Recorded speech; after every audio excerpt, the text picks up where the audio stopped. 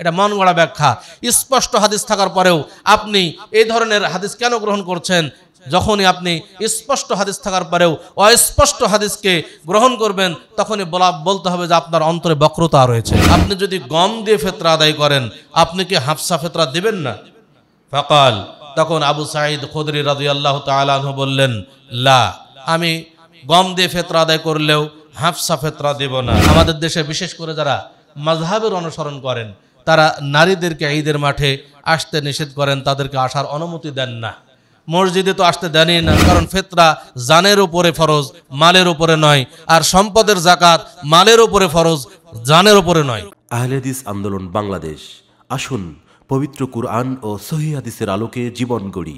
ইন্নাল হামদালিল্লাহ নাহমাদুহু ওয়া নাস্তাঈনুহু ওয়া নাস্তাগফিরুহু ওয়া নাউযু বিল্লাহি মিন শুরুরি আনফুসিনা ওয়া মিন সাইয়্যাতি আ'মালিনা মান ইয়াহদিহিল্লাহু ফালা মুদিল্লা লাহু ওয়া মান ইউদ্লিল ফালা হাদিয়া লাহু ওয়া আশহাদু আল লা ইলাহা ইল্লাল্লাহু ওয়াহদাহু লা শারীকা লাহু ওয়া আশহাদু আন্না মুহাম্মাদান আবদুহু ওয়া রাসূলুহু ইয়া আইয়ুহাল্লাযীনা আমানুত্তাকুল্লাহ হাক্কা তুকাতিহি ওয়া লা তামুতুন্না ইল্লা ওয়া আনতুম মুসলিমুন ইয়া আইয়ুহান নাসুত্তাকু রাব্বাকুমুল্লাযী খালাকাকুম মিন নাফসিন ওয়াহিদা ওয়া খালাকা মিনহা যাওজাহা ওয়া বাসসা মিনহুমা রিজালান কাসীরান ওয়া নিসাআ ওয়াত্তাকুল্লাহাল্লাযী তাসাআলুনা বিহি ওয়াল আরহাম ইন্নাল্লাহা কানা আলাইকুম রাকীবা ইয়া আইয়ুহাল্লাযীনা আমানুত্তাকুল্লাহ ওয়া কুলু কাওলান সাদীদা ইউসলিহ লাকুম আ'মালাকুম ওয়া ইয়াগফির লাকুম যুনুবাকুম ওয়া মান ইউতি'ইল্লাহা ওয়া রাসূলাহু ফাকাদ ফাযা ফাওজান আযীমা। আম্মা বা'দ। সমস্ত প্রশংসা সেই মহান রব্বুল আলামিনের জন্য, যার অশেষ মেহেরবানিতে আমরা আজকের এই জুমার দিনে জুমার সালাত আদায়ের উদ্দেশ্যে এই মসজিদে উপস্থিত হতে পেরেছি। তাই মহান আল্লাহর শুকরিয়া স্বরূপ সবাই বলি আলহামদুলিল্লাহ। তারপর পরেই বর্ষিত হোক অসংখ্য দরুদ ও সালাম প্রিয় নবী, বিশ্বনবী রাহমাতুল লিল আলামিন মুহাম্মদ সাল্লাল্লাহু আলাইহি ওয়াসাল্লামের প্রতি। সম্মানিত উপস্থিতি, আমরা সবচাইতে ফজিলতপূর্ণ মাস রমাদান মাসের একেবারে শেষ দিকে চলে এসেছি। আর মাত্র কয়েকদিন পরেই আমাদের আনন্দের দিন ঈদ উল ফিতরে আমরা উপস্থিত হব। ঈদ উল ফিতর আমরা উদযাপন করব। আমাদের এই মুহূর্তে রমাদানের যেহেতু একবারে শেষ মুহূর্তে এসেছি, সেহেতু এখন আমাদের জন্য যাকাতুল ফিতর আদায়ের সময় আসছে। যাকাতুল ফিতর আমাদের সকলকে আদায় করতে হবে। এ ব্যাপারে হাদিসে এসেছে, আন ইবনে উমর রাদিয়াল্লাহু আনহুমা قال, আব্দুল্লাহ ইবনে উমর রাদিয়াল্লাহু আনহুমা হতে বর্ণিত, তিনি বলেন, ফারাদা রাসূলুল্লাহ সাল্লাল্লাহু আলাইহি ওয়াসাল্লাম যাকাতুল ফিতর সাআম মিন তামরিন আও সাআম মিন শাঈরিন। রাসূলুল্লাহ সাল্লাল্লাহু আলাইহি ওয়াসাল্লাম যাকাতুল ফিতর ফরজ করেছেন এক সা খেজুর দিয়ে এবং এক সা জব দিয়ে, আলাল আবদি ওয়াল হুররে, প্রত্যেক স্বাধীন এবং দাসের উপরে, ওয়া যাকারি ওয়াল উনসা, প্রত্যেক নারী এবং পুরুষের উপরে, ওয়া সগীর ওয়াল কাবীর মিনাল মুসলিমিন, এবং প্রত্যেক মুসলিমের প্রত্যেক ছোট এবং বড়র উপরে রাসূলুল্লাহ সাল্লাল্লাহু আলাইহি ওয়াসাল্লাম এক সা করে ফিতরা ফরজ করেছেন। ওয়া আমারা বিহা আন তুআদ্দা ক্বাবলা খুরুজিন নাস ইলা সালাহ, এবং রাসূলুল্লাহ সাল্লাল্লাহু আলাইহি ওয়াসাল্লাম নির্দেশ দিয়েছেন আমরা ঈদগাহের উদ্দেশ্যে বের হওয়ার আগেই আমরা যেন যাকাতুল ফিতর আদায় করি। এই হাদিস থেকে বেশ কয়েকটি বিষয় আমাদের সামনে স্পষ্ট হয়। এক নাম্বার, আমরা কতটুকু ফিতরা আদায় করব, ফিতরা আদায়ের পরিমাণ কি হবে। এই হাদিস থেকে আমরা স্পষ্ট জানতে পারলাম, বুঝতে পারলাম যে ফিতরা আদায় করতে হবে এক সা করে, মাথা পিছু এক সা করে ফিতরা আদায় করতে হবে। হাফ সা ফিতরা আদায়ের যে প্রচলন আমাদের দেশে আছে, এই প্রচলন সঠিক নয়। হাফ সা ফিতরা আদায়ের ব্যাপারে একটা হাদিসকে লক্ষ্য করেই আমাদের দেশে যারা মাযহাবের অনুসরণ করেন তারা হাফ সা ফিতরা দিয়ে থাকেন। হাদিসটি সহিহুল বুখারীতে এসেছে। মুআবিয়া রাদিয়াল্লাহু তাআলা আনহু যখন সিরিয়ার গভর্নর ছিলেন, তখন একসময় তিনি রমাদান মাসে তিনি হজ অথবা উমরা পালনের উদ্দেশ্যে তিনি আসলেন, মদিনায় আসলেন। এবং সিরিয়া থেকে যখন তিনি মদিনায় এসেছিলেন তখন সাথে করে কিছু গম নিয়ে এসেছিলেন। তিনি মদিনায় এসে দেখলেন যে গম তিনি নিয়ে আসলেন, গমের মূল্য এত বেশি ছিল যে এক সা খেজুর আর হাফ সা গমের মূল্য এক হয়ে যায়। মূল্যের দিক থেকে হাফ সা গম এক সা খেজুরের সমান হয়ে যায়। এই মূল্য বিবেচনায় মুআবিয়া রাদিয়াল্লাহু তাআলা আনহু তার নিজস্ব ইজতিহাদের ভিত্তিতে তিনি মানুষকে বললেন, কেউ যদি শুধু গম দিয়ে ফিতরা আদায় করে তাহলে সে হাফ সা ফিতরা দিতে পারে, কারণ হাফ সা ফিতরা গমের মূল্য এক সা খেজুরের মূল্যের সমান। তখন বিশিষ্ট সাহাবী, বিশেষ করে কিছু কিছু সাহাবায়ে কেরাম এই ইজতিহাদের বিরোধিতা করেছিলেন। তার মধ্যে বিশিষ্ট সাহাবী আবু সাঈদ আল খুদরি রাদিয়াল্লাহু তাআলা আনহু উল্লেখযোগ্য। আবু সাঈদ খুদরি রাদিয়াল্লাহু তাআলা আনহু তিনি এর প্রতিবাদ করলেন এবং এটাকে কবুল করলেন না। বরং আবু সাঈদ খুদরি রাদিয়াল্লাহু তাআলা আনহু তিনি বললেন যে আনা ফালা আযালু উখরিজুহু কামা কুনতু উখরিজুহু আবাদান মা ইশতু। আমি রাসূল সাল্লাল্লাহু আলাইহি ওয়াসাল্লামের জামানায় যা দিতাম এক সা করে ফিতরা, আমার জীবন যতদিন দুনিয়াতে বেঁচে থাকবে আমি এর ব্যতিক্রম করব না, আমি এক সাই ফিতরা দিয়ে যাব, আমি কখনোই হাফ সা ফিতরা দেব না। তিনি আরো বলছেন, লা উখরিজু ইল্লা মা কুনতু উখরিজু ফি আহদি রাসূলিল্লাহি সাল্লাল্লাহু আলাইহি ওয়াসাল্লাম। আমি রাসূলুল্লাহ সাল্লাল্লাহু আলাইহি ওয়াসাল্লামের জামানায় যেই এক সা করে ফিতরা দিতাম, কি সেটা সা তামরিন, এক সা খেজুর দিয়ে ফিতরা দিতাম, আও সা শাঈরিন, এক সা জব দিয়ে ফিতরা দিতাম, আও সা আকিতিন, এক সা গম দিয়ে ফিতরা দিতাম। ফাকাল লাহু রাজুলুন মিনাল কওম, তিনি বলছেন যে আমি যেই এক সা করে ফিতরা দিতাম আমি এটাই দিয়ে যাব, এর ব্যতিক্রম করব না। এক ব্যক্তি, কওমের এক ব্যক্তি তাকে বললেন, আবু সাঈদ খুদরি রাদিয়াল্লাহু তাআলা আনহুকে বললেন যে ওয়ালাউ মুদ্দাইন মিন কামহিন, গম দিয়ে যদি ফিতরা দেন তাহলে কি আপনি হাফ সা ফিতরা দিবেন না? কারণ মুআবিয়া রাদিয়াল্লাহু তাআলা আনহু গমের ক্ষেত্রে হাফ সা ফিতরা দেওয়ার কথা বলেছেন। আপনি যদি গম দিয়ে ফিতরা আদায় করেন আপনি কি হাফ সা ফিতরা দিবেন না? ফাকাল, তখন আবু সাঈদ খুদরি রাদিয়াল্লাহু তাআলা আনহু বললেন, লা, আমি গম দিয়ে ফিতরা আদায় করলেও হাফ সা ফিতরা দেব না। তিলকা কিমাতু মুআবিয়া, এটা মুআবিয়া রাদিয়াল্লাহু তাআলা আনহু এর ইজতিহাদ, এটা তার নির্ধারিত বিষয়। লা আকবালুহা ওয়ালা আমালু বিহা, আমি এটাকে কবুল করলাম না, এর উপরে আমলও করব না। আমি রাসূল সাল্লাল্লাহু আলাইহি ওয়াসাল্লামের জামানায় যে এক সা ফিতরা দিতাম আমি এক সাই ফিতরা দিয়ে যাব। তাহলে বোঝা যাচ্ছে যে এটা একটা প্রেক্ষাপটের ভিত্তিতে মুআবিয়া রাদিয়াল্লাহু তাআলা আনহু তার নিজস্ব ইজতিহাদের ভিত্তিতে তিনি হাফ সা ফিতরার কথা বলেছিলেন, তাও শুধুমাত্র গমের ক্ষেত্রে, অন্য ক্ষেত্রে নয়। এখন যদি আমরা বর্তমান প্রেক্ষাপটের দিকে লক্ষ্য করি তাহলে এক সা খেজুর কিনতে কয়েক সা গম লাগবে, মানে ব্যাপারটা উল্টা হয়ে গেছে। আগে এক সা খেজুরের মূল্য হাফ সা গমের মূল্য সমান ছিল, এখন এক সা খেজুর কিনতে গেলে কয়েক সা গম লাগবে। অতএব এখনো যদি ওই দলিলকে, ওই ইজতিহাদকে গ্রহণ করে এখনো কেউ আমরা হাফ সা ফিতরা দেই, এটা কখনোই কবুলযোগ্য হতে পারে না। দ্বিতীয়ত, এবার ফিতরার পরিমাণ নিয়ে, এক সা এর ফিতরার পরিমাণ নিয়ে আমাদের দেশে আরো এক মতভেদের সূচনা হয়েছে।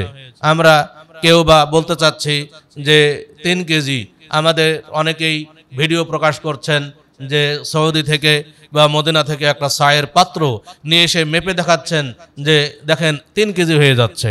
আসলে চায়ের পরিমাণ বলতে কি বোঝায় এটাও আমাদের বোঝা দরকার। রাসূলুল্লাহ সাল্লাল্লাহু আলাইহি ওয়াসাল্লামের জামানায় এই ধরনের চায়ের কোনো পাত্র ছিল না, যে এই পাত্র যেটা আমরা দেখছি বর্তমানে, যে এই পাত্রটা রাসূল সাল্লাল্লাহু আলাইহি ওয়াসাল্লামের জামানা থেকে চলে আসছে, বিষয়টি এমন নয়। এখনো বর্তমানেও যদি আপনি সৌদিতে যান তাহলে এই পাত্র কিনতেও পাওয়া যায় না, দোকানেও পাওয়া যায় না। এটা সৌদি আরবের মানুষও এটা এখন পর্যন্ত এটা ব্যবহার করে না। তাহলে এই পাত্র এটা যে আসলো, এখন এটা মানুষ পরবর্তীতে তৈরি করেছে। এই জন্য বিভিন্ন সময় এক একজন মানুষ এক একটা চায়ের পাত্র কিনে নিয়ে আসছে, এক এক পাত্রের এক একটা ওজন হচ্ছে। কোনো পাত্রে 2.5 কেজি হয়, কোনো পাত্রে 3 কেজি হয়, কারণ এটা মানুষে বানিয়েছে পরবর্তীতে। মূলত চা বলতে কি বোঝায়? চা হচ্ছে আরবাআতু আমদাদ বলা হচ্ছে, 4 মুদে 1 চা। 4 মুদ 1 চা সমান হচ্ছে 4 মুদ। 1 মুদ সমান হলো একজন মধ্যম মানের মানুষ, খুবই লম্বাও নয় আবার খাটোও নয়, মধ্যম মানের মানুষের 1 অঞ্জলি অর্থাৎ 2 হাত একত্রিত করে হাতে যতটুকু খাদ্য আটবে এটাই হচ্ছে 1 মুদ। এই ধরনের 4 মুদে 1 চা হয়। আমরা যদি এটা মেপে দেখি কখনোই 2.5 কেজির বেশি হওয়া সম্ভব নয়। অতএব 2.5 কেজি যেটা দেওয়া হয়, 2.5 কেজি এটা মধ্যম মানের, এটা কখনোই কম নয়। আমাদের যেহেতু আহলে হাদিস আন্দোলন বাংলাদেশ থেকে এই 2.5 কেজি ফেতরার প্রচলন, এই ফতোয়া দেওয়া হয়েছে, এটাকে প্রশ্নবিদ্ধ করার জন্য অনেকে চেষ্টা করছে এবং বিভিন্নভাবে তারা 3 কেজি প্রকাশ করার চেষ্টা করছে। আসলেই 2.5 কেজি এটা মধ্যম মানের।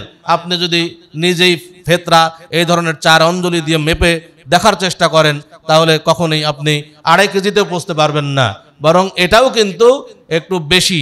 কারণ এটা বেশি দেওয়া হয় কেন? কারণ ইখতিলাফ রয়েছে। কেউ বলছেন 2 কেজি 40 গ্রাম, কেউ বলছেন 2.5 কেজি, কেউ বলছেন 3 কেজি। এটা একটা মধ্যম মানের রাখা হয়েছে যাতে কম না হয়, একটু যেন বেশি দেওয়া হয়। এই জন্য 2.5 কেজি এটা একটা মধ্যম মানের ফেতরা নির্ধারণ করা হয়েছে। অতএব আমরা মাথা পিছু 2.5 কেজি ফেতরা আদায় করলে এটা আমাদের জন্য যথেষ্ট হবে এবং এটাই সঠিক হবে ইনশাআল্লাহ। সম্মানিত উপস্থিতি, এরপরে আমাদের যাকাতুল ফিতর কাদের উপরে ফরজ?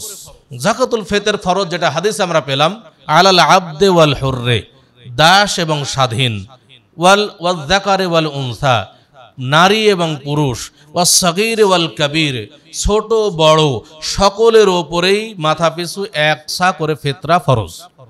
আমাদের দেশে অনেকেই বলতে চায় যে যার উপরে যাকাতের নিসাব পরিমাণ যার সম্পদ রয়েছে তার উপরেই ফিতরা ফরজ।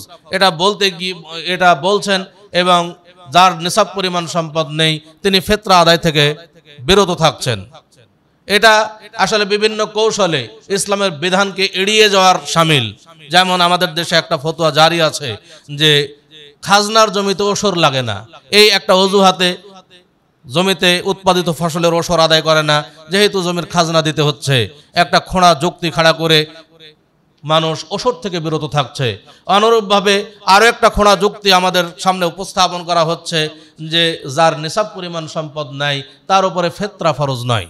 অথচ এখানে আমরা হাদিসে পাচ্ছি আলাল আবদে ওয়াল হুররে, দাস এবং স্বাধীন উভয়ের উপরে যাকাত ফরজ। তাহলে একজন দাস যে অন্যের মালিকানাধীন, তার কোনোই সম্পদ নাই, যদি নিসাব পরিমাণ সম্পদের মালিক হওয়া শর্ত হতো তাহলে দাসের উপরে কখনোই ফিতরা ফরজ হতো না। যেমন রাসূলুল্লাহ সাল্লাল্লাহু আলাইহি ওয়াসাল্লাম বলছেন, লাইসা ফিল আবদে সাদাকাতুন ইল্লা সাদাকাতুল ফিতরে, দাসের উপরে মালের যাকাত ফরজ নয়, শুধুমাত্র ফরজ হলো ফিতরা ফরজ।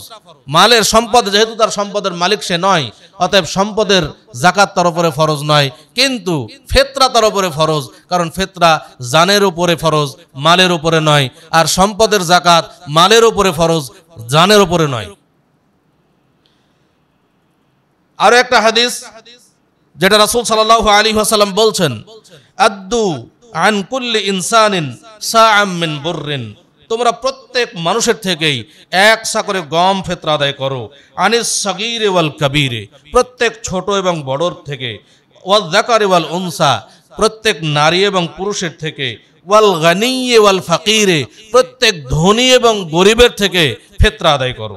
ফাআম্মাল গানী ফায়ুযাক্কিহি আল্লাহু তাআলা, আর ধনী যারা ফিতরা আদায় করবে, এই ফিতরা আদায়ের বিনিময়ে ধনীদেরকে আল্লাহ তাআলা পবিত্র করবেন। ওয়া আম্মাল ফাকিরু, আর ফকির যারা দরিদ্র শ্রেণী, তারা যখন ফিতরা আদায় করবে ফায়ারুদ্দুল্লাহু আলাইহি আকসারা মিম্মা আতা, যে মানে দরিদ্র ব্যক্তি যেই পরিমাণ ফিতরা আদায় করলো, আল্লাহ তাআলা তার চাইতে অধিক পরিমাণ তাকে ফিরিয়ে দেবেন। এই হাদিস থেকে স্পষ্ট প্রমাণিত হয় যে ধনী গরিব সকলের উপরেই ফিতরা ফরজ। অতএব এই যুক্তি আমরা কখনোই গ্রহণ করব না যে নিসাব পরিমাণ সম্পদের মালিক হতে হবে। আমরা মাথাপিছু প্রত্যেকেই ফিতরা আদায় করব। ফিতরা আদায় করব কি দিয়ে? ফিতরা আদায় করব খাদ্য দ্রব্য দিয়ে। রাসূলুল্লাহ সাল্লাল্লাহু আলাইহি ওয়াসাল্লাম স্পষ্ট করে দিয়েছেন যে তোমরা এক সা খেজুর, এক সা গম, এক সা জব, এক সা কিশমিশ, এগুলো দিয়ে আও সা'আম মিন তাআমিন বলা হচ্ছে, এক সা খাদ্যদ্রব্য দিয়ে তোমরা ফিতরা আদায় করো। রাসূল সাল্লাল্লাহু আলাইহি ওয়াসাল্লাম এত কথা বলতে পারলেন। যদি টাকা দিয়ে, মুদ্রা দিয়ে ফিতরা আদায় করা জায়েজ হতো, তাহলে রাসূল সাল্লাল্লাহু আলাইহি ওয়াসাল্লাম শেষে কথাও বলতে পারতেন যে তোমরা এর মূল্য দিয়ে ফিতরা আদায় করতে পারো। তিনি কিন্তু বলেন নাই। রাসূল সাল্লাল্লাহু আলাইহি ওয়াসাল্লামের জামানায় মুদ্রা ছিল, সাহাবায়ে কেরামের জামানাতেও মুদ্রা ছিল, তাবেঈনে ইজমের জামানায় মুদ্রা ছিল, প্রত্যেক জামানায় মুদ্রা প্রচলন ছিল। কিন্তু ইসলামের ইতিহাসে টাকা দিয়ে, মুদ্রা দিয়ে ফিতরা আদায় করা হয়েছে এ ধরনের নজির ইসলামের ইতিহাসে পাওয়া যায় না। অতএব এখান থেকে স্পষ্ট প্রমাণিত হয় যে আমাদেরকে খাদ্যদ্রব্য দিয়েই ফিতরা আদায় করতে হবে। রাসূল সাল্লাল্লাহু আলাইহি ওয়াসাল্লামের জামানায় খাদ্যদ্রব্য দিয়ে ফিতরা আদায় করতে কোনো সমস্যা হলো না, সাহাবায়ে কেরামের জামানায় কোনো সমস্যা হয়নি, তাবেঈনে ইজমের জামানায় কোনো সমস্যা হয়নি। অথচ আমাদের বর্তমান জামানায় আমাদের অনেক অজুহাত যে খাদ্যদ্রব্য ফিতরা আদায় করা বা এটা বন্টন করা খুব কষ্টসাধ্য, এটা সমস্যা হয়। এই সমস্যা আমাদের দেখা দিচ্ছে কেন? রাসূল সাল্লাল্লাহু আলাইহি ওয়াসাল্লাম, সাহাবায়ে কেরাম, তাবেঈনে ইজম, তাদের জামানায় কোনো সমস্যা দেখা দিল না, আমাদের জামানায় এত সমস্যা কেন? ইসলামের বিধান সকলের জন্য কল্যাণকর। আমরা যখন টাকা দিয়ে ফিতরা আদায় করব, এর অনেক অকল্যাণ রয়েছে। যখন আমরা টাকা দিয়ে ফিতরা আদায় করব, তখন একটা নির্ধারণ করে দিচ্ছি যে এই বছরে ফিতরা এত টাকা। অথচ খাদ্য দিয়ে ফিতরা আদায় করলে কি হবে? আমি যে মানের খাদ্য খাই সেই মানের খাদ্য দেব, এক সা পরিমাণ 2.5 কেজি দেব। আমি যদি 50 টাকা কেজি দরের চাল খাই, 50 টাকা কেজি দরের চাল দেবো 2.5 কেজি। আমি যদি 100 টাকা কেজি দরের চাল খাই, 100 টাকা কেজি দরের চাল দেবো 2.5 কেজি। কিন্তু যখন আপনি টাকা দিয়ে ফিতরা আদায় করছেন, যে ব্যক্তি 30 টাকা দরের চাল খায় সেও দিচ্ছে 70 টাকা 80 টাকা, আর যে ব্যক্তি 100 টাকা কেজি দরের চাল খায় সেও দিচ্ছে 70-80 টাকা, যেটা নির্ধারণ করা হচ্ছে সেটাই। অতএব এটা কখনোই ইসলামের বৈষম্যতা নয়। এটা অবশ্যই এটা আমাদের মানতে হবে যে ইসলামের বিধান সকলের জন্য কল্যাণকর। আজকে একজন গরিব মানুষ, সে কখনো 100 টাকা কেজি দরের চাল কিনে খেতে পারে না, কিন্তু আমার 100 টাকা কেজির চাল আমি যেটা খাই, একটা গরিবকে যদি আমি দেই, সে একদিন দুদিন হইলেও আমার এই 100 টাকা কেজির দরের চাল সে খেতে পারবে, এটা তার জন্য উপকারে আসবে। যখন টাকা দিয়ে ফিতরা আদায় করা হতো, তখন আমরা দেখেছি টাকা দিয়ে ফিতরা আদায়, টাকা যখন বন্টন করা হয়, যখন কোনো পুরুষ মানুষকে দেওয়া হলো, তখন ঈদের পরেই দেখা যাচ্ছে যে ওই টাকা নিয়ে সে সিনেমা হলে সিনেমা দেখতে চলে যায়। কিছুক্ষণ পরে তার স্ত্রী এসে অভিযোগ করে যে আমার স্বামীকে কেন ফিতরার টাকা দিলেন, এই টাকা নিয়ে সে সিনেমা দেখতে চলে গেল। অথচ ওই ব্যক্তিকে যদি চাল দেওয়া হতো, তাহলে সে চাল নিয়ে সিনেমা দেখতে যেত না, সে অবশ্যই বাড়িতে চাল খেত পরিবার নিয়ে। সম্মানিত উপস্থিতি, অতএব ইসলামের বিধান সকলের জন্যই কল্যাণকর। আমরা যদি মেনে চলি, এটা সবার জন্য কল্যাণকর হবে। যাকাতুল ফিতর আদায় করার সময় কখন? যাকাতুল ফিতর আদায় করার মূল সময় হলো শাওয়াল মাসের চাঁদ ওঠার পর থেকে ঈদের মাঠে যাওয়ার আগ পর্যন্ত, এটা মূল সময়। আমরা চেষ্টা করব শাওয়াল মাসের চাঁদ দেখার পর থেকে ঈদের মাঠে যাওয়ার আগ পর্যন্ত যেখানে ফিতরা জমা করা হয়, এখানে জমা দেওয়ার চেষ্টা করব।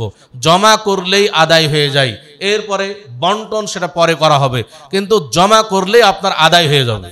এই সময়ের মধ্যে জমা করতে হবে। যেমন হাদিসে এসেছে যে কানা ইবনে উমর রাদিয়াল্লাহু আনহুমা ইউতিহা আল্লাযীনা ইয়াকবালুনাহা, আব্দুল্লাহ ইবনে উমর রাদিয়াল্লাহু আনহুমা তিনি ফিতরা দিতেন, ফিতরা প্রদান করতেন তাদেরকে, আল্লাযীনা ইয়াকবালুনাহা, যারা ফিতরা গ্রহণ করে অর্থাৎ জমা করে। ওয়া কানু ইউতুনা ক্বাবলা আল ফিতর বিয়াউমিন আও ইয়াউমাইন, এবং তারা কি করতেন, একদিন অথবা 2 দিন পূর্বে থেকে তারা ফেতরা জমা দিতেন। আব্দুল্লাহ ইবনে ওমর রাদিয়াল্লাহু তাআলা আনহুমা একদিন থেকে 2 দিন পূর্বে অর্থাৎ 28 রমজান থেকে জমা দিতেন। এটা জায়েজ। এই সময় 28 রমজান থেকে যদি আমরা ফেতরা জমা করা শুরু করি এটা জায়েজ হবে, এই হাদিস দ্বারা প্রমাণ। এক হাদিসে জিজ্ঞেস করা হচ্ছে যে মাতা কানা ইবনে ওমর ইউতি সা, আব্দুল্লাহ ইবনে ওমর রাদিয়াল্লাহু তাআলা আনহুমা কখন তিনি ফেতরা দিতেন? কাল, বলা হলো ইদা কাআদাল আমিল, যখন ফেতরা জমাকারী দায়িত্বশীল যারা তারা যখন ফেতরা জমা করার জন্য বসতেন তখন ফেতরা দিতেন। কুলতু, আমি বললাম, মাতা কানাল আমিলু ইয়াকউদ, আমিল যারা ফেতরা জমা করার কাজে নিয়োজিত তারা কখন বসতেন? কাল কাবলাল ফিতরি বিয়াউমিন আও ইয়াউমাইন, তারা বলতেন যে ঈদুল ফিতরের একদিন অথবা 2 দিন পূর্বে থেকে তারা বসতেন। ইমাম বুখারী রাহিমাহুল্লাহ তিনি বলছেন যে কানু ইউতুনা লিল জামঈ লা লিল ফুকারা, তারা জমা দিতেন জমা করার উদ্দেশ্যে, যারা জমা করতো তাদেরকে দিতেন, জমা করার উদ্দেশ্যে দিতেন। লা লিল ফুকারা, তারা সরাসরি ফকিরদের হাতে দিয়ে দিতেন না, মিসকিনদের গরিবদের হাতে দিয়ে দিতেন না। অতএব ইসলামের প্রথম জামানা থেকেই ফেতরা জমা করার বিধান ছিল, জমা করার প্রচলন ছিল। আজও কিন্তু আমাদের একাকী ফেতরা বন্টন না করে সামাজিকভাবে জমা করা উচিত এবং এই জমা করে সঠিকভাবে সুষ্ঠু বন্টন করা উচিত। যারা এলাকার গরিব মানুষ আছে তাদের লিস্ট করে তাদের কি পরিমাণ দরকার, তারা কি পরিমাণ ফেতরা দিয়েছে, তাদেরকে আরো কি পরিমাণ কতটুকু বেশি দিলে তাদের জন্য সুবিধা হবে, এই ধরনের আমরা যদি লিস্ট করে তাদের পরিবার দেখে দেখে ফেতরা বন্টন করি তাহলে খুব সুবিধা হবে। সম্মানিত উপস্থিতি, অতএব আমরা ফেতরা জমা করব শাওয়াল মাসের চাঁদ ওঠার পর থেকে ঈদের মাঠে যাওয়ার আগ পর্যন্ত, এটা মেন সময়। তারপরে আমরা 1 দিন থেকে 2 দিন পূর্ব থেকে আদায় করতে পারি। এরপর আসি, আমরা ফেতরা আদায় করলাম আলহামদুলিল্লাহ, ফেতরা সুষ্ঠুভাবে বন্টন করব। আমি অনুরোধ করব ফেতরা সঠিক খাতে যেন বন্টন হয়, কারণ আল্লাহ তাআলা সূরা তাওবার 60 নম্বর আয়াতে যাকাত এই বন্টনের 8টা খাত বর্ণনা করেছেন। এই 8টি খাতের মধ্যেই বন্টন করতে হবে। আমি অনুরোধ করব আহলে হাদিস আন্দোলন বাংলাদেশ আহলে হাদিস যুব সংঘ সারা দেশে প্রায় 500 এতিম প্রতিপালন করছে। এই এতিমদের জন্য আপনার ফেতরার সিংহভাগ জমা করবেন। আমাদের এখানে বায়তুল মাল ফান্ড রয়েছে, এই ফান্ডে আপনাদের যাকাত এবং ফেতরা জমা করার জন্য বিনীতভাবে অনুরোধ করছি। এবার আসি সালাতুল ঈদ। আমাদের ঈদের দিন ঈদের কিছু মাসলা মাসাইল রয়েছে, সেগুলো কিছু আলোচনা করেই আমি আমার খুতবাকে দিয়ে টানবো। আমা তাওফীকি ইল্লা বিল্লাহ। ঈদ, আল্লাহ রাসূল সাল্লাল্লাহু আলাইহি ওয়াসাল্লাম যখন মক্কা থেকে মদিনায় হিজরত করলেন, দেখলেন যে মদিনার মানুষ 2 দিনে খেলাধুলা করে। রাসূল সাল্লাল্লাহু আলাইহি ওয়াসাল্লাম জিজ্ঞেস করলেন যে তোমরা এই 2 দিন কি করো, এই 2 দিনটা কি? তারা বললেন যে আমরা এই 2 দিন খেলাধুলা করি, আনন্দ উল্লাস করি। রাসূলুল্লাহ সাল্লাল্লাহু আলাইহি ওয়াসাল্লাম বললেন, ক্বাদ আবদালাকুমুল্লাহু বিহিমা খায়রাম মিনহুমা, আল্লাহ তাআলা তোমাদের এই 2টি যে খুশির দিন, যেই দিনে তোমরা খেলাধুলা করছো, এই 2 দিনের পরিবর্তে আরো উত্তম 2টি দিন আল্লাহ তাআলা দিয়েছেন তোমাদেরকে। সেটা কি? ইয়াউমাল ফিতরে ওয়া ইয়াউমাল আযহা। সেই 2টি দিন হলো ঈদুল ফিতর এবং ঈদুল আযহা, এই 2টি খুশির দিন। তাহলে এটা আল্লাহর তরফ থেকে আমাদেরকে আনন্দ উল্লাস করার জন্য, মুসলিমদের আনন্দের জন্য এই 2টি দিন আল্লাহ তাআলা দিয়েছেন। অতএব এই 2 দিন আমাদের আনন্দের দিন। যেহেতু এই 2 দিন বারবার ফিরে আসে, এই জন্য এই দিনটাকে বলা হয় ঈদ, মানে বারবার ফিরে আসে। প্রতি বছরে 2 বার ফিরে আসে, ঈদুল ফিতর একবার, ঈদুল আযহা একবার, প্রতি বছরে ফিরে আসে। এই জন্য এর নামই হচ্ছে ইয়াউমুল ঈদ, ঈদের দিন। এই ঈদ, সালাতুল ঈদ হচ্ছে সুন্নাহ মুআক্কাদা। এই সালাতুল ঈদ আমরা আদায় করব, সুন্নাতে মুআক্কাদা। আমরা সকলেই সালাতুল ঈদ আদায় করার চেষ্টা করব। আমি বলবো যে আমাদের এই মার্কাজের ময়দানে আমাদের ঈদুল ফিতরের জামাত অনুষ্ঠিত হবে ইনশাআল্লাহ। আগামী এই যখন আমরা চাঁদ দেখব, ঈদের জামাত হবে সকাল 7টায়। এখানে ঈদের জামাত সকাল 7টায় হবে। মোহতারাম আমিরে জামাত আপনাদের ঈদের খুতবা প্রদান করবেন ইনশাআল্লাহ। আপনারা সবাই আমন্ত্রিত, সকলে আসবেন। এখানে নারীদেরও আলাদা ব্যবস্থা থাকবে, পুরুষদের ব্যবস্থা থাকবে, সুন্দর ব্যবস্থা থাকবে। আপনারা সবাই আসার চেষ্টা করবেন ইনশাআল্লাহ। এই ঈদ কাদের জন্য, কারা ঈদের মাঠে আসবে? আমাদের দেশে নারীদেরকে ঈদের মাঠে আসতে নিষেধ করা হয়। আমাদের দেশে বিশেষ করে যারা মাযহাবের অনুসরণ করেন তারা নারীদেরকে ঈদের মাঠে আসতে নিষেধ করেন, তাদেরকে আসার অনুমতি দেন না। মসজিদে তো আসতে দেনই না, ঈদের মাঠেও আসতে দেন না, তাদের কোনো ব্যবস্থাও করেন না। এ সম্পর্কে হাদিস যেটা আমরা পাই যে আন উম্মে আতিয়া ক্বালাত, উম্মে আতিয়া রাদিয়াল্লাহু তাআলা আনহা হতে বর্ণিত, তিনি বলেন কুন্না নু'মারু আন নাখরুজা ইয়াওমাল ঈদ, আমরা ঈদের দিনে বের হওয়ার জন্য, ঈদগাহের উদ্দেশ্যে বের হওয়ার জন্য নির্দেশ প্রাপ্ত হতাম। হাত্তা নুখরিজাল বিকরা মিন খিদরিহা, এমনকি আমরা কাদেরকে বের করতাম? বেকের কুমারী নারীদেরকে, যারা পর্দার মধ্যে থাকে, তারা অন্দরমহলে থাকে, পর্দার মধ্যে অবস্থান করে, তাদেরকে তাদের পর্দার মধ্যে থেকে কুমারী নারীদেরকে বের করে আমরা নিয়ে আসতাম ঈদের মাঠে। হাত্তা নুখরিজাল হুইয়াদা, এমনকি আমরা তাদেরকে বের করতাম যারা হায়েজা, যারা ঋতুবর্তী নারী, তাদেরকেও আমরা বের করে নিয়ে আসতাম ঈদগাহের উদ্দেশ্যে। ফায়াকুন্না খালফান নাস, তারা মানুষের পেছনে থাকতো। ফায়ুকাব্বিরনা বিতাকবীরিহিম, তারা মানুষরা যখন তাকবীর দিত, ঈদের তাকবীর, তখন তারা তাকবীরে শরীক হতেন। ওয়ায়াদউনা বিদুআইহিম, তারা যখন দোয়া করতেন পুরুষরা, তাদের দোয়ায় তারা শরীক হতেন। ইয়ারজুনা বারাকাতা যালিকাল ইয়াউম ওয়া তুহরাতাহু, এবং তারা এর থেকে ওই দিনের বরকত এবং পবিত্রতা হাসিলের ইচ্ছা প্রকাশ করতেন।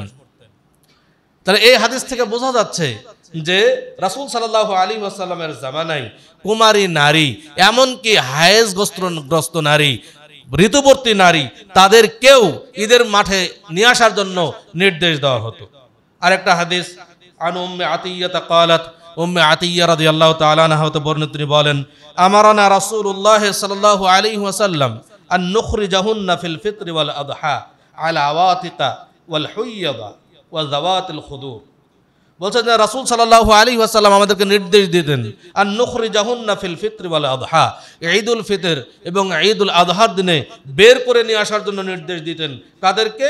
আল আওয়াতিকা, আল আওয়াতিক, যারা এইমাত্র কেবল বালেগা হচ্ছে তাদেরকে, এই ধরনের নারীদেরকে বের করার নির্দেশ দিতেন। ওয়াল হুইয়াদা, এবং ঋতুবর্তী নারীদেরকে বের করে ঈদগাহে নিয়ে আসার জন্য নির্দেশ দিতেন। ওয়াল যাওয়াতিল খুদুর, এবং যারা পর্দানাসীন নারী, পর্দার মধ্যে আছে, পর্দা থেকে বের হয় না, তাদেরকেও সেখান থেকে বের করে ঈদগাহে নিয়ে আসার জন্য নির্দেশ দিতেন। ফাআম্মাল হুইয়াদু ফায়াতাজিলনাস সালাতা, আর হায়েজগ্রস্ত নারী, ঋতুবর্তী নারী, তারা কি করবে? সালাত থেকে বিরত থাকবে। ওয়াশহাদনাল খায়রা ওয়া দাওয়াতাল মুসলিমিন, এবং তারা মুসলিমদের কল্যাণকর কাজে এবং তাদের দোয়াতে শরীক হবে। কুলতু ইয়া রাসূলুল্লাহ, আমি বললাম, উম্মে আতিয়া রাদিয়াল্লাহু তাআলা আনহা বলছেন, আমি বললাম, হে আল্লাহর রাসূল সাল্লাল্লাহু আলাইহি ওয়াসাল্লাম, ইহদানা লা ইয়াকুনু লাহা জিলবাবুন, আমাদের মধ্যে তো এমন কেউ আছে যাদের চাদর নাই, ওড়না নাই, তারা কিভাবে আসবে? রাসূল সাল্লাল্লাহু আলাইহি ওয়াসাল্লাম বললেন, লিতুলবিসহা উখতুহা মিন জিলবাবিহা, তার বোন তার চাদরে তাকে মুড়ি দিয়ে ঈদগাহে নিয়ে আসবে। তাহলে যার চাদর নাই, যার ওড়না নাই, এমন নারীদেরকে তার অন্য বোন তার নিজের চাদরে তাকে জড়িয়ে ঈদগাহে নিয়ে আসবে, এই নির্দেশ দেওয়া হচ্ছে। অথচ আমাদের দেশে এই নারীদেরকে ঈদগাহে আসা থেকে বঞ্চিত করা হয়, তাদের জন্য কোনো ব্যবস্থা করা হয় না।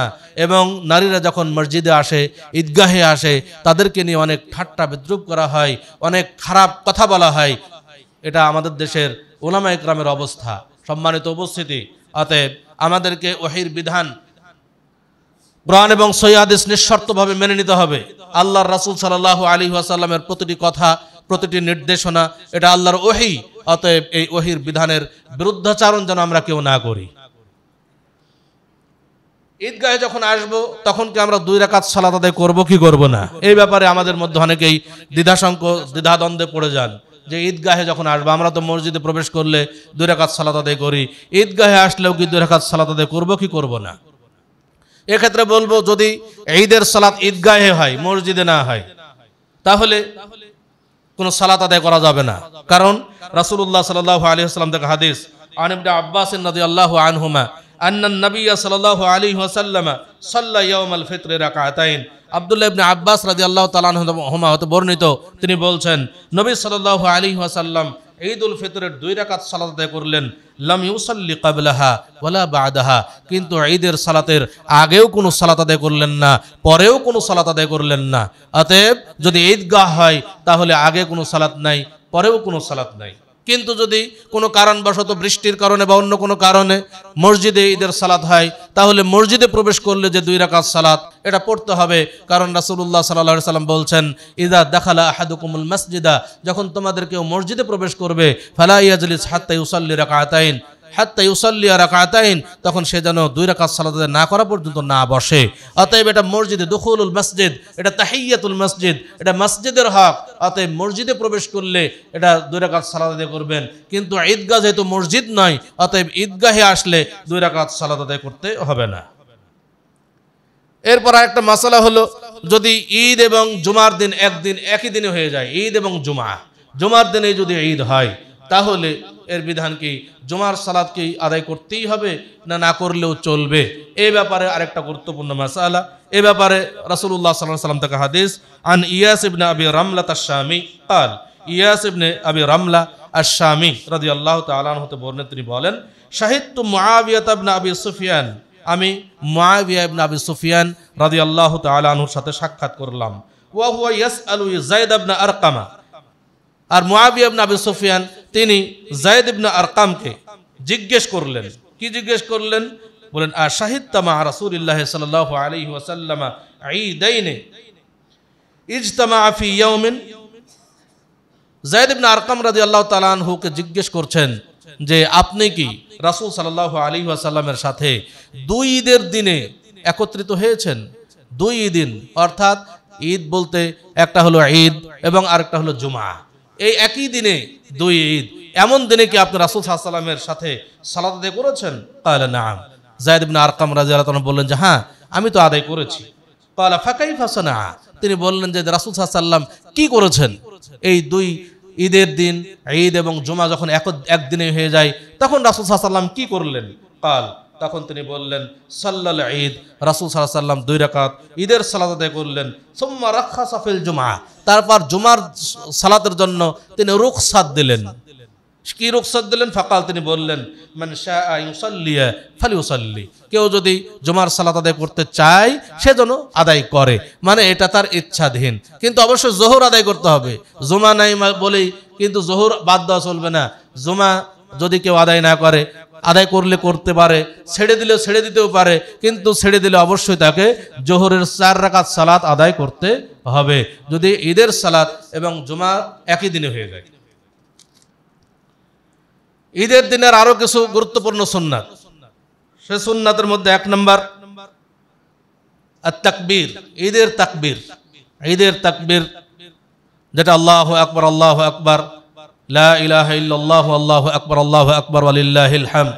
এই যে ঈদের তাকবীর, এই ঈদের তাকবীর দিতে হবে, এটা সুন্নাত। কখন? ঈদুল ফিতরে ঈদের তাকবীর কখন হবে?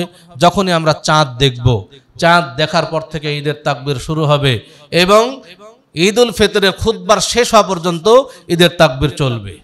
খুতবা শেষ, ঈদের খুতবা শেষ, ঈদের তাকবীর শেষ ঈদুল ফিতরে। কিন্তু ঈদুল আযহা যদি হয়, ঈদুল আযহার দিনে একেবারে ঈদুল আযহার তাকবীর শুরু হয় জিলহজ মাসের প্রথম থেকেই, জিলহজ মাসের চাঁদ দেখার পর থেকেই তাকবীর শুরু এবং একেবারে 13ই জিলহজ সূর্য ডোবা পর্যন্ত তাকবীর চলবে। এই পুরা 13 দিন ঈদুল আযহার তাকবীর চলবে। কিন্তু ঈদুল ফিতর চাঁদ দেখব, চাঁদ দেখার পর থেকে ঈদের খুতবা শেষ হওয়া পর্যন্ত তাকবীর চলবে। ঈদের খুতবা শেষ, তাকবীর শেষ। আরেকটা গুরুত্বপূর্ণ সুন্নাত ঈদের জন্য, ঈদের দিন গোসল করা, এটা একটা সুন্নাত। ঈদের দিন আমরা সকলেই গোসল করার চেষ্টা করব ইনশাআল্লাহ এবং পরিষ্কার পরিচ্ছন্ন হওয়ার চেষ্টা করব, এটা একটা গুরুত্বপূর্ণ সুন্নাত। রাসূলুল্লাহ সাল্লাল্লাহু আলাইহি ওয়াসাল্লাম, সাহাবায়ে কেরাম প্রত্যেক ঈদের দিনে সকালে গোসল করতেন। আমরাও সবাই গোসল করে ঈদগাহে আসবো ইনশাআল্লাহ। এরপরে গোসল করে সুন্দর পোশাক পরা, এটা সুন্নাত। সুন্দর পোশাক, সেটা নতুন নাও হতে পারে, নতুন পোশাকই হতে হবে সেটাই নয়, বরং সুন্দর, পরিষ্কার, পরিচ্ছন্ন, পবিত্র, যেটা আপনার কাছে ভালো লাগে এই ধরনের সুন্দর পোশাক পরিধান করে ঈদের মাঠে আসতে হবে, যেটা সুন্নাত। রাসূলুল্লাহ সাল্লাল্লাহু আলাইহি ওয়াসাল্লাম, সাহাবায়ে কেরাম, তাবেঈনে ইজম প্রত্যেক জামানায় সবাই কিন্তু এই সুন্দর পোশাক পরে ঈদে আসতেন। অতএব ঈদগাহে আমরা যখন আসব সুন্দর পোশাক পরিধান করে আসব। আমরা যখন ঈদ উল ফিতর, সামনে যেহেতু ঈদ উল ফিতরে আমরা যাব, ঈদ উল ফিতরে সালাতে বা ঈদগাহে যাওয়ার আগেই কিছু খেজুর খেয়ে ঈদগাহে যাব, এটা সুন্নাত। খেজুর খেয়ে ঈদগাহে যাব, এটা সুন্নাত। আর ঈদ উল আযহা না খেয়ে ঈদগাহে যাওয়া, এটা সুন্নাত। সালাত আদায়ের পরে এসে খাবো বা কুরবানির গোশত দিয়ে খাবো, এটা সুন্নাত। কিন্তু ঈদ উল ফিতরে কিছু খেজুর আমরা খেয়ে যদি যাই, সেটা সুন্নাত। কারণ হাদিসে এসেছে, আব্দুল্লাহ ইবনে বুরাইদা قال, আব্দুল্লাহ ইবনে বুরাইদা রাদিয়াল্লাহু তাআলা আনহু বর্ণিত, তিনি বলেন, কানান নবী সাল্লাল্লাহু আলাইহি ওয়াসাল্লাম লা ইয়াখরুজু ইয়াউমাল ফিতর হাত্তা ইয়াতআমা। রাসূল সাল্লাল্লাহু আলাইহি ওয়াসাল্লাম ঈদ উল ফিতরের দিনে তিনি বের হতেন না যতক্ষণ পর্যন্ত কিছু না খেতেন, না খেয়ে বের হতেন না। ওয়ালা ইয়াতআমু ইয়াউমাল আযহা হাত্তা ইউসাল্লিয়া, আর তিনি ঈদ উল আযহাতে তিনি কোনো কিছু খেতেন না যতক্ষণ পর্যন্ত ঈদের সালাত না হতো। তাহলে এখান থেকে বোঝা যায় ঈদ উল ফিতরে কিছু খেয়ে বের হওয়া এটা সুন্নাত, আর ঈদ উল আযহা না খেয়ে বের হওয়াটাই সুন্নাত। আরেকটা গুরুত্বপূর্ণ সুন্নাত হলো, আমরা যখন ঈদের গাহে যাব তখন যে রাস্তা দিয়ে যাব, আবার যখন ফিরবো রাস্তা পরিবর্তন করে অন্য রাস্তা দিয়ে বাসায় ফিরবো, এটা সুন্নাত। কারণ হাদিসে এসেছে, আন জাবির রাদিয়াল্লাহু তাআলা আনহু قال, জাবির ইবনে আব্দুল্লাহ রাদিয়াল্লাহু তাআলা আনহু তে বর্ণিত, তিনি বলেন, কানান নবী সাল্লাল্লাহু আলাইহি ওয়াসাল্লাম ইযা কানা ইয়াউমু ঈদিন খালাফাত তারিক। নবী সাল্লাল্লাহু আলাইহি সাল্লাম যখন ঈদের দিন হতো তখন তিনি রাস্তা পরিবর্তন করতেন, অর্থাৎ যে রাস্তা দিয়ে যেতেন ফিরতেন অন্য রাস্তা দিয়ে। আরেকটা হাদিস আবু হুরায়রা রাদিয়াল্লাহু তাআলা বর্ণিত, তিনি বলছেন, কানান নবী সাল্লাল্লাহু আলাইহি ওয়াসাল্লাম ইযা খারাজা ইলাল ঈদাইন। রাসূল সাল্লাল্লাহু আলাইহি সাল্লাম যখন দুই ঈদের দিনে ঈদগাহের উদ্দেশ্যে বের হয়ে যেতেন, রাজা ফি গায়রিত তারিক আল্লাযী খারাজা ফীহি, যে রাস্তা দিয়ে তিনি বের হয়ে ঈদগাহে গেছেন তিনি রাস্তা পরিবর্তন করতেন, ফেরার সময় তিনি রাস্তা পরিবর্তন করে ফিরতেন। অতএব আমরা যে রাস্তায় যাব ফিরবো অন্য রাস্তায়, এটা সুন্নাত। এই সুন্নাত পালনেরও আমরা চেষ্টা করব। এখন আমরা আসি ঈদের সালাতের পদ্ধতি। ঈদের সালাতের পদ্ধতি নিয়ে আমাদের দেশে সমস্যা। অনেক জায়গায় আমাদের 12 তাকবীরে ঈদের সালাত আদায় করার অনুমতি পর্যন্ত দেওয়া হয় না, বরং কোনো জায়গায় যদি ঘোষণা দেওয়া হয় এখানে 12 তাকবীর ঈদের সালাত হবে, তাহলে বাধা প্রদান করা হয় এবং বলা হয় এটা এই ঈদের সালাত হবে না, ঈদের সালাত 6 তাকবীরে হতে হবে। এই ধরনের ঘোষণা দেওয়া হয় এবং 12 তাকবীর ঈদের সালাতকে তারা বাধাগ্রস্ত করে। অথচ হাদিসে কি আছে, ঈদের সালাতের পদ্ধতি কি, কয় তাকবীরে ঈদের সালাত হবে, এর সহি পদ্ধতি কি, এটা আমরা রাসূল সাল্লাল্লাহু আলাইহি ওয়াসাল্লামের হাদিস, ওহীর বিধান রাসূল সাল্লাল্লাহু আলাইহি ওয়াসাল্লামের হাদিস থেকে আমরা জেনে নেব ইনশাআল্লাহ। হাদিস, আন আমর ইবনে শুআইব রাদিয়াল্লাহু তাআলা আনহু আন্না রাসূলুল্লাহ সাল্লাল্লাহু আলাইহি ওয়াসাল্লাম কাব্বারা ফিল ঈদাইন আল আযহা ওয়াল ফিতর। বলছে যে আমর ইবনে শুআইব রাদিয়াল্লাহু তাআলা আনহু বর্ণিত, তিনি বলছেন, আন্না রাসূলুল্লাহ সাল্লাল্লাহু আলাইহি ওয়াসাল্লাম কাব্বারা ফিল ঈদাইন, রাসূল সাল্লাল্লাহু আলাইহি ওয়াসাল্লাম দুই ঈদের দিনে, সেটা কি আল আযহা ওয়াল ফিতর, ঈদ উল ফিতর এবং ঈদ উল আযহার দিনে তিনি তাকবীর বলতেন, সিনতাই আশরাতা তাকবীরাতান, তিনি 12 তাকবীর বলতেন। দুই ঈদেই তিনি কয় তাকবীর বলতেন? 12 তাকবীর বলতেন। ফিল উলা সাবআন, তিনি প্রথম রাকাতে 7 তাকবীর বলতেন। ওয়া ফিল আখিরাতে খামসান, এবং তিনি দ্বিতীয় রাকাতে তিনি কি করতেন? 5 তাকবীর বলতেন। তাহলে 7 আর 5 12 তাকবীর, সেওয়া তাকবীরাতিস সালাহ, সালাতের তাকবীর ব্যতীত, অর্থাৎ এটা তাকবীরে জায়েদা, অতিরিক্ত তাকবীর। সালাত আদায় করতে গেলে যে সালাতের জন্য যে তাকবীরগুলো আছে সেই তাকবীর ছাড়াই অতিরিক্ত তিনি 12 তাকবীর দিতেন। প্রথম রাকাতে 7 তাকবীর, দ্বিতীয় রাকাতে 5 তাকবীর, এই 7, 5, 12 তাকবীরে তিনি সালাত আদায় করতেন।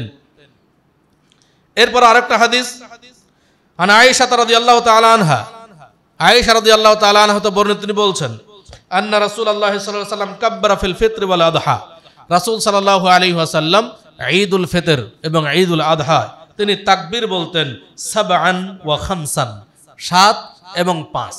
প্রথম রাকাতে 7, দ্বিতীয় রাকাতে 5, সেওয়া তাকবীরাতাই আর রুকু, তিনি 2 রাকাতেই রুকু থেকে উঠে যে তাকবীর বলতেন, সেই রুকুতে যাওয়ার জন্য যে তাকবীর, সেই তাকবীর বাদ দিয়ে, অর্থাৎ তাকবীর বলার পরে রুকুর তাকবীরকে ছাড়াই তিনি 7 আর 5 12 তাকবীর বলতেন।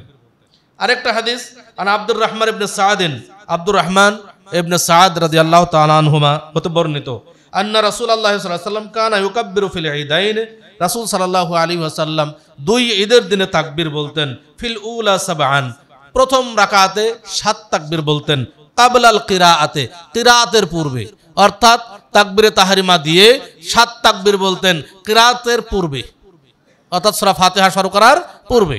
ওয়াফিল আখিরাতে খামসান কাবলাল কিরাআতে, আর শেষ রাকাতে অর্থাৎ দ্বিতীয় রাকাতে তিনি 5 তাকবীর বলতেন কাবলাল কিরাআতে, অর্থাৎ কিরাআতের পূর্বেই। স্পষ্ট হাদিস। তাহলে কিভাবে তাকবীর, কখন তাকবীর বলতেন স্পষ্ট করে দেওয়া হয়েছে। এত স্পষ্ট হাদিস থাকার পরেও যদি আমরা এই 12 তাকবীরকে কেউ অস্বীকার করি, তাহলে অবশ্যই বলতে হবে তারা আল্লাহর ওহীকে অস্বীকার করছে। এখন বলবেন যে যারা 6 তাকবীর দিচ্ছে তারা কোন দলিলের ভিত্তিতে দিচ্ছে 6 তাকবীর? এই দলিলটা সম্পর্কে আপনাদেরকে একটু ধারণা দেওয়া দরকার। সেই দলিল হচ্ছে আন্না সাঈদ ইবনে আল আস সাআলা আবা মুসা আল আশআরী ওয়া হুযায়ফা ইবনে আল ইয়ামান, বলছে সাঈদ ইবনে আল আস রাদিয়াল্লাহু তাআলা আনহু তিনি আবু মুসা আশআরী এবং হুযায়ফা ইবনে আল ইয়ামান রাদিয়াল্লাহু তাআলা আনহুমাকে জিজ্ঞেস করলেন। কি জিজ্ঞেস করলেন? কাইফা কানা রাসূলুল্লাহ সাল্লাল্লাহু আলাইহি ওয়াসাল্লাম ইউকাব্বিরু ফিল আযহা ওয়াল ফিতর, ঈদুল ফিতর এবং ঈদুল আযহার দিনে রাসূল সাল্লাল্লাহু আলাইহি ওয়াসাল্লাম কি তাকবীর বলতেন, কেমন করে তাকবীর বলতেন? ফাকালা আবু মুসা, তখন আবু মুসা আশআরী রাদিয়াল্লাহু তাআলা বললেন, কানা ইউকাব্বিরু আরবাআন তাকবীরাতান আলাল জানাইজ, বললেন যে তিনি 4 তাকবীর বলতেন জানাজার তাকবীরের মতো। জানাজায় যেমন 4 তাকবীরে জানাজা পড়া হয়, অনুরূপ 4 তাকবীর বলতেন।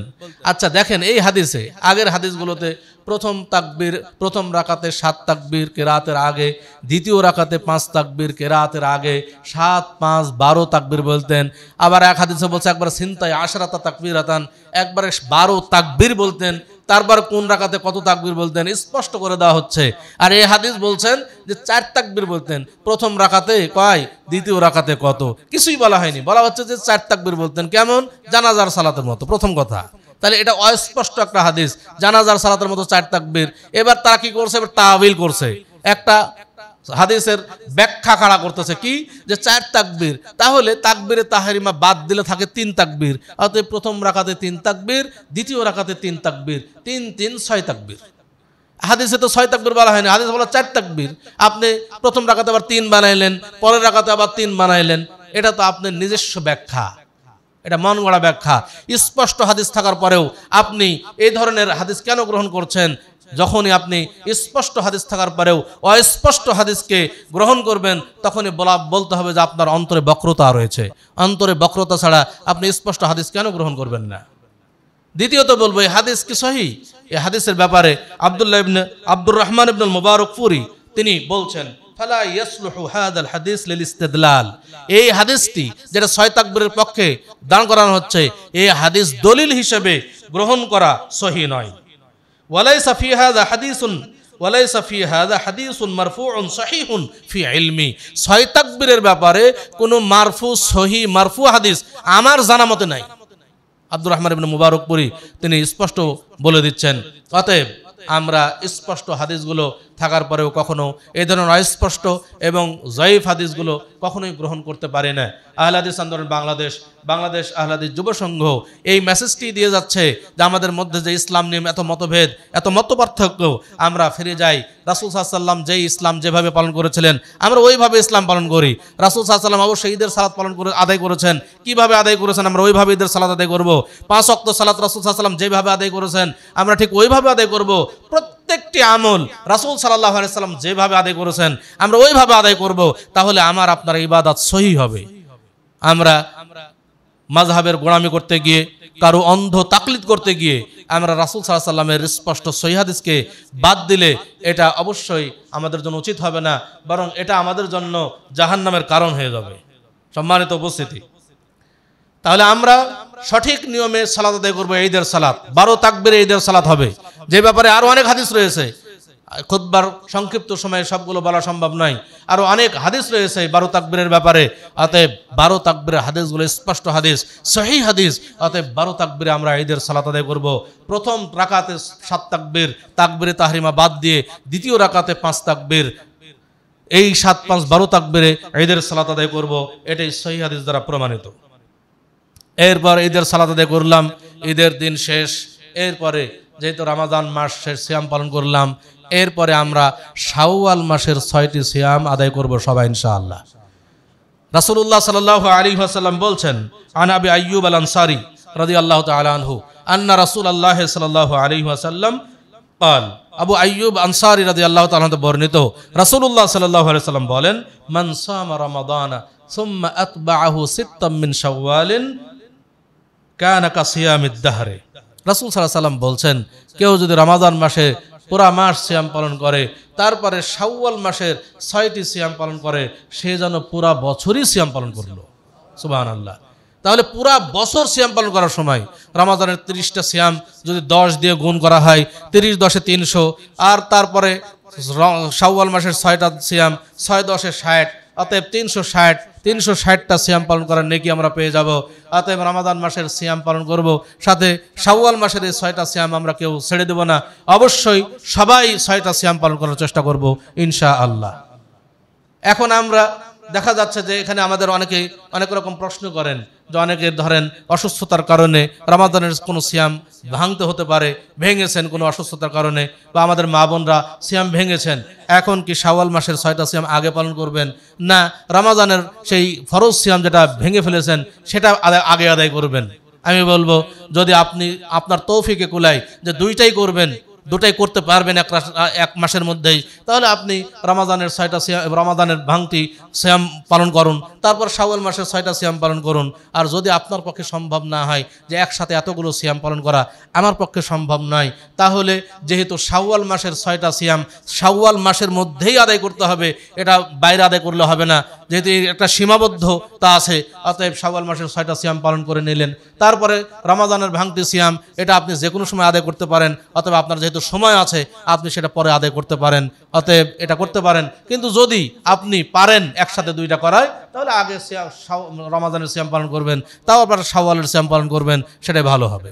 সম্মানিত উপস্থিতি, অতএব আমরা এই রমাদান মাস সিয়াম পালন করলাম এবং শাওয়াল মাসের 6টা সিয়াম পালন করব, সাথে ঈদের যে মাসলা মাসালগুলো বললাম, ঈদের জন্য এগুলো আমরা সব পালন করার চেষ্টা করবো ইনশাআল্লাহ। তবে ঈদ আনন্দের দিন আমরা জানি, কিন্তু এই আনন্দ উৎসব করতে গিয়ে আমরা যেন এমন কিছু না করি যেটা সীমালঙ্ঘন হয়ে যায়। আমাদের কিন্তু আমরা সীমালঙ্ঘন করি এই ঈদের আনন্দ করতে গিয়ে। আজকে দেখা যাচ্ছে যে রাস্তাঘাটে বিভিন্ন গাড়িতে বিভিন্ন বক্স সেট করে গান বাজনা করে বিভিন্ন সাউন্ড পলিউশন করছি, এবং আমাদের যে কত নোংরামি করছি। এবং ঈদ উপলক্ষে দেখা যাচ্ছে যে অনেক সিনেমা নতুনভাবে রিলিজ হবে, সেই সিনেমা হলে আমরা বসে যাব, সিনেমা দেখতে বসে যাব, অনেক অশ্লীল ভিডিও দেখব। এগুলো যেন আমাদের দ্বারা না হয়, এটা সীমালঙ্ঘন। ঈদের আনন্দ অবশ্যই করব, যেটা বৈধ আনন্দ এতটুকু আমরা করব, কিন্তু অবৈধ যেন কোনো কিছু না হয়। ঈদের আনন্দ করতে গিয়ে আমরা নারী পুরুষের অবাধ মেলামেশা দেখতে পাই। নারী পুরুষ বিভিন্নভাবে বিভিন্ন সাজে সেজে তারা অবাধভাবে মেলামেশা করে, বিভিন্ন পার্কে বিভিন্ন জায়গায় যায়। এটা কখনোই ইসলাম সমর্থন করে না, এটা না যায়, যেটা হারাম। অতএব আমরা যেটা হারাম আমাদের জন্য আল্লাহ করেছেন সেটা আমরা কখনোই করব না। সম্মানিত উপস্থিতি, আমরা রমাদান মাসের সিয়াম পালন করেছি, এটা আল্লাহ তাআলা একটা উদ্দেশ্যে সিয়াম ফরজ করেছিলেন, পালন করেছেন। সেটা হলো আমরা রমাদান মাসের একটা সিয়াম পালন, এক মাস সিয়াম পালনের মাধ্যমে আমরা তাকওয়াশীল হব, পরহেজগারিতা অর্জন করব। এখন এই তাকওয়া ঠিক থাকবে তখনই যখন রমাদান মাসে যেভাবে ইবাদত করলাম রমাদানের পরেও আমার ইবাদত তেমনই থাকবে। কিন্তু যদি এমন হয়ে যায় রমাদান মাস শেষ, আমার ইবাদতও শেষ, রমাদান মাস শেষ, আমি মসজিদ ছেড়ে দিলাম, সালাত ছেড়ে দিলাম, তাহলে আমার রমাদান মাসের যে উদ্দেশ্য, এক মাস সিয়াম ফরজ করলেন আল্লাহ যে উদ্দেশ্যে, সেই উদ্দেশ্য কিন্তু আপনি হাসিল করতে পারলেন না। অতএব প্রতিজ্ঞাবদ্ধ হন, প্রতিজ্ঞাবদ্ধ হতে হবে আমাদের যে রমাদান মাসে যেভাবে ইবাদত করলাম আমি রমাদান পরে একইভাবে ইবাদত করব, তাহলে আমার তাকওয়া ঠিক থাকবে। রমাদান মাসে যেভাবে আমি পাপ কাজ থেকে বিরত থেকেছি রমাদান পরে একইভাবে আমি পাপ কাজ থেকে বিরত থাকব। সম্মানিত উপস্থিতি, আমরা খুব বেশি দিনের জন্য দুনিয়াতে থাকবো না, খুব অল্প সময়ের জন্য এসেছি, অল্প সময়ের মধ্যে দুনিয়া থেকে বিদায় নেব। আমরা এমন কিছু দুনিয়াতে করে যাই যা আমাদের জন্য পরকালীন পাথেয় হবে। এই রমাদান মাস শেষ হয়ে যাচ্ছে, রমাদান মাসের শেষ দশকের আমল অনেক প্রিয়তর আমল। আমরা সবাই চেষ্টা করব এমন কিছু, এই যতটুকু সময় আছে এর মধ্যে এমন কিছু করে যাওয়ার, যাতে এরপরে আমার মৃত্যু হয়ে গেলে এটাই যেন আমার আপনার জন্য জান্নাতের ওসিলা হয়ে যায়। আমরা আমাদের কোনো সম্পদ নিয়ে কবরে যেতে পারবো না, আমাদের যত সম্পদ রয়েছে সবগুলো রেখে দুনিয়া থেকে বিদায় নিয়ে চলে যেতে হবে। আমার সম্পদ আমার কোনোই কাজে আসবে না, বরং মানুষের জন্য ছেড়ে চলে যেতে হবে। আমার সম্পদ থেকে এমন কিছু করে যায় যেটা আমার মৃত্যুর পরে পরকালীন পাথেয় হবে। মৃত্যুর পরেও আমার এই সম্পদের কারণে আমার আমলনামায় নেকি যোগ হতে থাকবে। এই যে মসজিদ আছে এবং আমাদের মাদ্রাসা আছে, এই মসজিদে যদি আমরা দান করি এটা আমাদের পরকালীন পাথেয় হবে ইনশাআল্লাহ। এরপর যদি আমরা মৃত্যুবরণ করি, এই মসজিদ যত দিন টিকে থাকবে, যত মানুষ সালাত আদায় করবে, সমপরিমাণ নেকি আমার আপনার আমলনামায় যোগ হতে থাকবে। অতএব আমরা এই রমাদানের শেষ মুহূর্তেও যতটুকু যার যা সামর্থ্য রয়েছে, সামর্থ্য অনুযায়ী আমরা চেষ্টা করব ইনশাআল্লাহ। আল্লাহর রাসূল সাল্লাল্লাহু আলাইহি ওয়াসাল্লাম বলছেন, মান বানা লিল্লাহি মাসজিদান বানাল্লাহু লাহু বাইতান ফিল জান্নাহ। যে ব্যক্তি দুনিয়াতে আল্লাহর জন্য একটা মসজিদ নির্মাণ করলো, আল্লাহ তাআলা তার জন্য জান্নাতে একটা ঘর নির্মাণ করবেন। সম্মানিত উপস্থিতি, পরিশেষে আবারও আপনাদেরকে ঈদ উল ফিতরের দাওয়াত দিচ্ছি। ঈদ উল ফিতরের জামাত হবে সকাল 7টায় এই মার্কাজের মাঠেই। আপনারা সবাই উপস্থিত হবেন ইনশাআল্লাহ। পুরুষের জন্য, নারীর জন্য পৃথক পৃথক সুন্দর ব্যবস্থাপনা থাকবে। আপনারা সবাই এখানে ঈদের সালাতে উপস্থিত হবেন ইনশাআল্লাহ। পরিশেষে আমি মুহতারাম আমিরে জামাতের জন্য সবার কাছে দোয়া কামনা করছি। মুহতারাম আমিরে জামাতকে সামনে বসিয়ে আমাদের মতো মানুষের খুতবা দেওয়া আসলে খুবই কষ্টকর। মুহতারাম আমিরে জামাত সামনে বসে আছেন, কত কষ্ট কত কষ্ট নিয়ে যে খুতবা দিতে হয় এটা আসলে আমরাই বুঝতে পারি যে এটা কত কষ্ট লাগে। মুহতারাম আমিরে জামাত সামনে বসে আছেন, খুতবা দিতে পারছেন না। সকলে দোয়া করবেন আল্লাহ তাআলা তাকে শিফায়ে কামেলা দান করুন। আমাদের সামনে যেন আবারও তার দিনের প্রচার আল্লাহ আরও ব্যাপক আকারে করে নেওয়ার তৌফিক আল্লাহ তাআলা তাকে দান করেন। এবং তার গবেষণা আলহামদুলিল্লাহ চলছে, দোয়া করবেন সবাই পুরা কোরআনের তাফসির যেন তার দ্বারা শেষ হয়, আমরা যেন তার মাধ্যমে পুরা কোরআনের তাফসির হাতে পেয়ে যাই ইনশাআল্লাহ। এবং আরও তার লেখনী, তার হাতে অনেক লেখনী আছে, তিনি তার লেখনীগুলো শেষ করবেন ইনশাআল্লাহ। আল্লাহ তাআলা তাকে সুস্থ করুন, আমাদের মাঝে আবারও তাকে পরিপূর্ণভাবে দিনের খেদমত করার তৌফিক দান করুন। আমিন। আকুলু কাওলি হাযা ওয়া আস্তাগফিরুল্লাহ লি ওয়া লাকুম লিসাইরিল মুসলিমিন ফাস্তাগফিরুহু ইন্নাহু হুয়াল গাফুরুর রাহিম।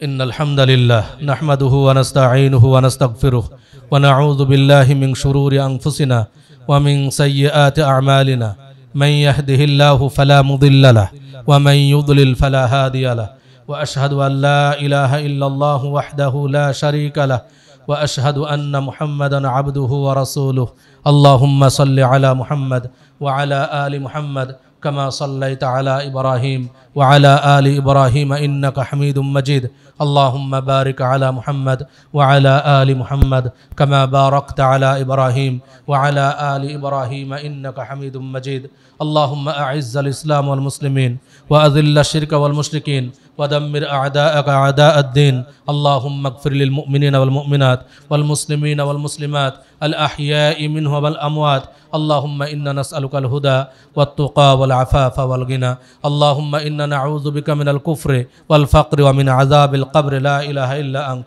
اللهم إنا نعوذ بك من البرص والجنون والجذام ومن سيء الأسقام اللهم عافينا في بدننا اللهم عافينا في سمعنا اللهم عافينا في بصرنا لا إله إلا أنت اللهم اجعلنا من المتقين اللهم اجعلنا من المصلحين اللهم اجعلنا من المصلين اللهم اجعلنا من شهداء الأبرار اللهم اجعلنا من أصحاب الجنة الفردوس اللهم أجرنا من النار اللهم أجرنا من النار اللهم ارزقنا رزقا حلالا طيبا واسعا يا رب العالمين اللهم تقبل صيامنا اللهم تقبل قيامنا اللهم تقبل صلاتنا اللهم تقبل جميع صالح أعمالنا يا رب العالمين اللهم انصر المسلمين في فلسطين اللهم انصر المسلمين في فلسطين اللهم انصر المسلمين في فلسطين اللهم انصر المسلمين في كل مكان يا رب العالمين ربنا آتنا في الدنيا حسنة وفي الآخرة حسنة وقنا عذاب النار عباد الله ইন্নাল্লাহা ইয়া'মুরু বিল আদলি ওয়াল ইহসান ওয়া ইতা'i যিল কুরবা ওয়া ইয়ানহা আনিল ফাহশাই ওয়াল মুনকারি ওয়াল বাগই ইয়া'iদুকুম লা'আল্লাকুম তাযাক্কারুন ফাযাকুরুল্লাহা ইয়াযকুরুকুম ওয়াশকুরুহু আলা নি'আমিহি ইয়াজিদকুম ওয়া লাযিকরুল্লাহি আকবার ওয়াল্লাহু ইয়া'লামু মা তাসনাউন।